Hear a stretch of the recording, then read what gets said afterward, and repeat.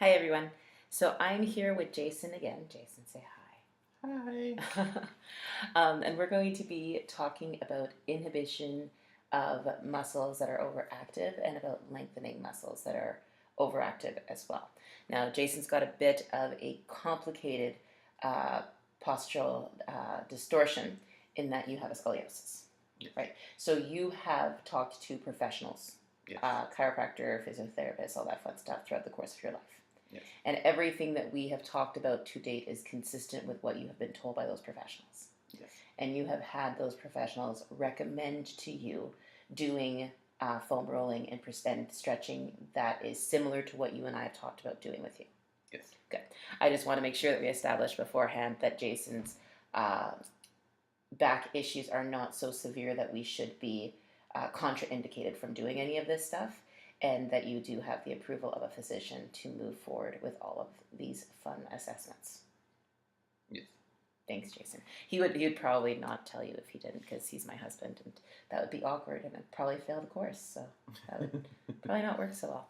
I want to talk really quickly first about what we're looking at when it comes to you specifically. So there are a lot of things happening in your back, but there's a theory that came from a man named Janda, who talked about three major postural distortion patterns that we see.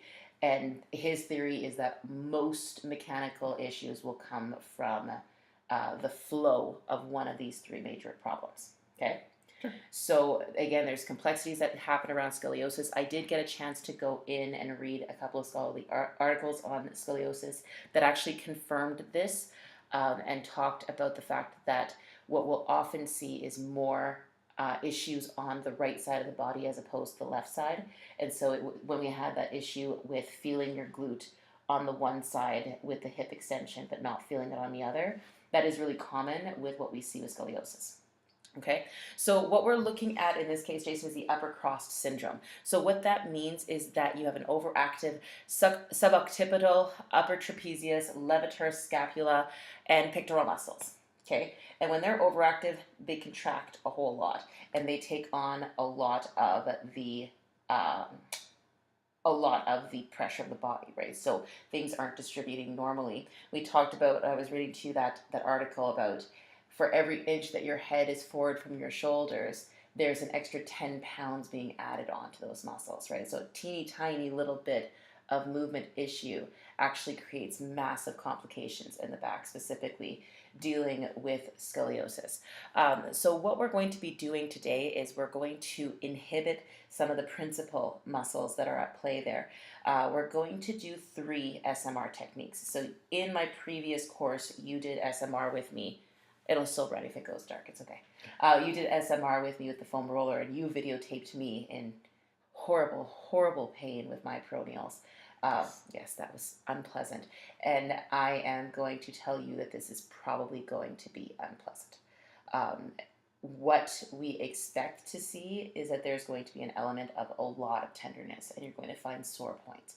I imagine we're not going to have to work really hard to find those tender spots in you. I imagine that there are going to be several different areas of tenderness. You've done this before, is that? Yes. Yeah, it's not gonna, I'm sorry. It's okay. It's going to help, but we have to be regular about it, and we have to make sure that there's no reason why you can't do this daily. So that's a good thing to know. The original advice that you had gotten several years back was to hold the pose for 15 minutes. Is that correct? 10 minutes. 10 yes. minutes, but okay, I have seen nothing to validate that as being necessary. There might have been an argument for it with that practitioner, and it's possible. I'm not going to ask you to do that. We're going to follow the recommendations of my book, which is to hold it for about 30 seconds. As we start getting deeper into those, you can extend that sometimes a little bit. But we're going to start with just the SMR component, and then we're going to take a bit of a break and talk about lengthening. Okay? Sure. All right, so let's just really quickly pause that.